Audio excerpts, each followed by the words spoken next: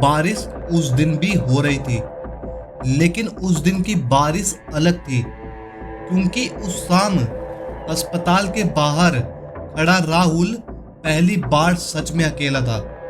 उसके हाथ में एक पुरानी फाइल थी जिस पर उसकी माँ का नाम लिखा था, और अंदर डॉक्टर सिर्फ एक लाइन बोलकर जा चुका था कि काश इन्हें थोड़ा पहले ले आते। राहुल बस वहीं खड़ा रह गया। भीड़ आती जाती रही, एम्बुलेंस के सायरन बजते रहे, लेकिन उसके कानों में सिर्फ एक आवाज गूंज रही थी, बेटा खाना खा लेना समय पर। वो आवाज जिसे उसने महीनों से ठीक से सुना ही नहीं था।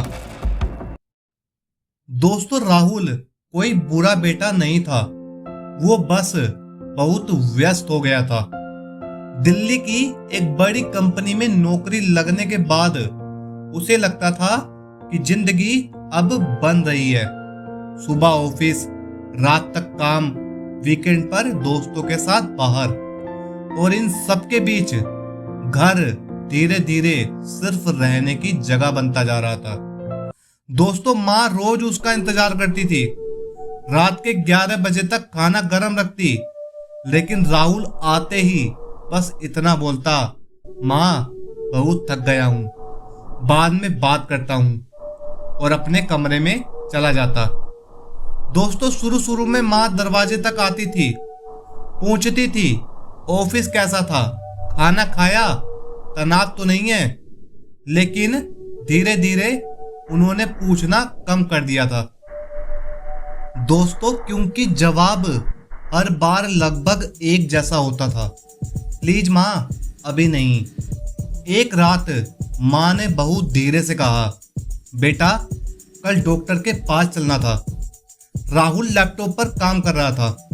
उसने बिना ऊपर देखे कहा, माँ अभी बहुत जरूरी प्रोजेक्ट चल रहा है, अगले हफ्ते चलते हैं। माँ कुछ सेकंड वहीं खड़ी रही, फिर मुस्कुराई, ठीक है बेटा, और चली गई। उन्हें शायद आदत हो गई थी। अगले हफ्ते भी राहुल नहीं जा पाया, और फिर अगले हफ्ते भी नहीं जा पाया, और फिर माँ ने कहना ही बंद कर दिया। दोस्तों, धीरे धीरे घर बदलने लगा। पहले जहाँ टीवी की आवाज आती थी, अब वहाँ खामोशी रहती थी। पहले माँ हर छोटी बात पर हंसती थी, अब वो अक्सर खिड़की के पास बैठी रहती, जैसे किसी का इंतजार कर रही हो। दोस्तों, एक दिन राहुल ऑफिस से जल्दी आया। उसने देखा माँ सोफे पर ही सो गई थी और टीवी चल रहा था, लेकिन आवाज बंद थी। टेबल पर दवाइयां रखी थी। राहुल ने पहली बार गौर से देखा, माँ बहुत कमजोर लग रही थी, चेहरा पीला पड़ चुका था। लेकिन तभी फोन बजा, ऑफिस कॉल, और वो फिर उसी दुनिया में हो गया। दोस्तों, कुछ दिन बाद राहुल की प्रमोशन पार्टी थी। उस रात वो बहुत खुश था। दोस्तों के साथ हंसी, फोटो, म्यूजिक। उसे लगा जिंदगी आखिरकार उसकी तरफ मुस्कुरा रही है।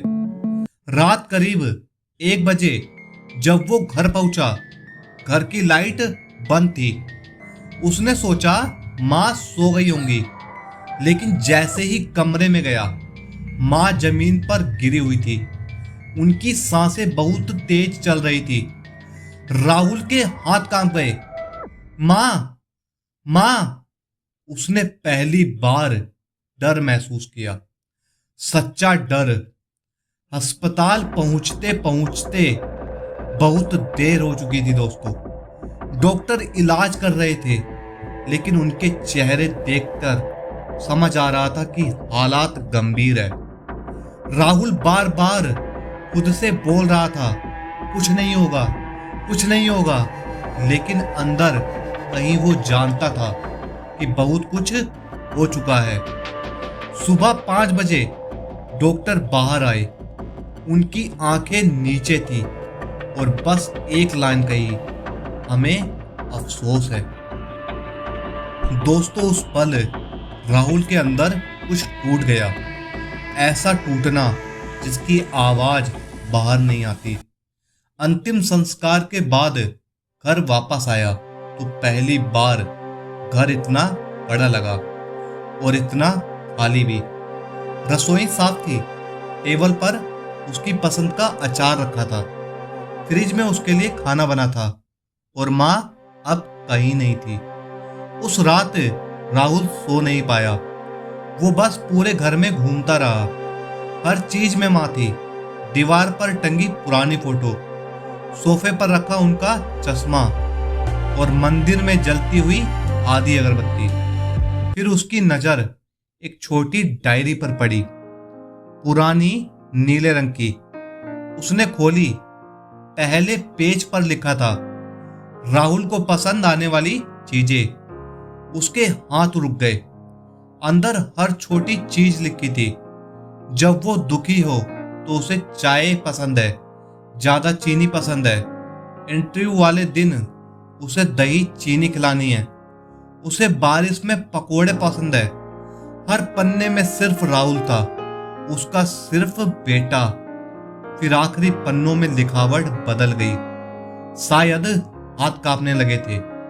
लिखा था आज फिर उसे डॉक्टर के लिए कहा, शायद बहुत व्यस्त है। कोई बात नहीं, वो मेहनत कर रहा है, बस वो खुश रहे। राहुल वहीं फर्श पर बैठ गया और पहली बार बच्चों की तरह रोया। जोर जोर से नहीं, चुपचाप, क्योंकि कुछ पछतावे आवाज नहीं करते। दोस्तों अगले कई दिनों तक उसने ऑफिस जाना बंद कर दिया। दोस्त कॉल करते रहे, लेकिन अब उसे किसी से बात नहीं करनी थी।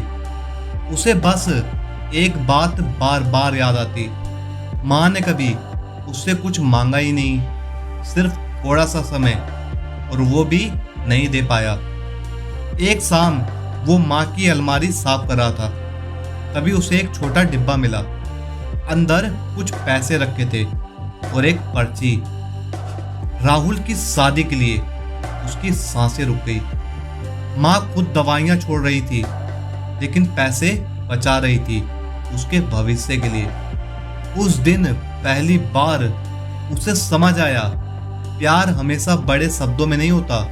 कभी कभी वो सुबह के नाश्ते में होता है, रात तक जागने में होता है, बार बार फोन करने में होता है, और इंतजार में भी। समय बीतता गया दोस्तों, लेकिन अपराध बोध नहीं गया। राहुल अब बदल चुका था। ऑफिस में लोग कहते तू पहला जैसा नहीं रहा, और वो अब मुस्कुरा देता, क्योंकि कुछ हादसे इंसान को बड़ा नहीं, अंदर से बूढ़ा कर देते हैं। एक दिन ऑफिस से लौटते वक्त उसने सड़क किनारे एक बूढ़ी औरत को देखा। बारिश हो रही थी, वो अकेली बैठी थी।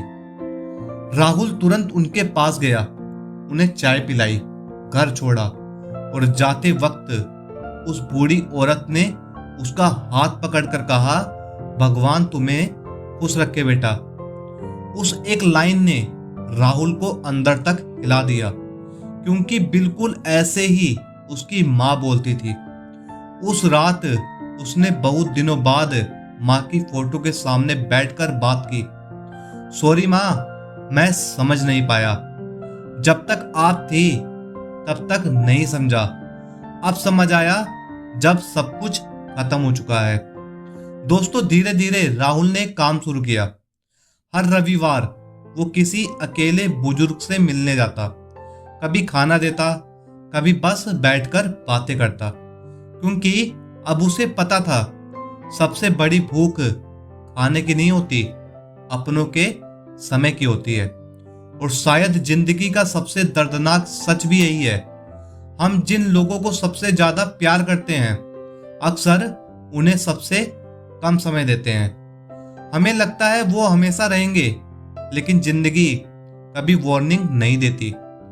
अगर आपके घर में भी कोई आपका इंतजार करता है तो आज उनसे बात कीजिए, क्योंकि कुछ रिश्ते एक दिन अचानक यादों में बदल जाते हैं और फिर इंसान पूरी जिंदगी सिर्फ पछतावे के साथ रह जाता है।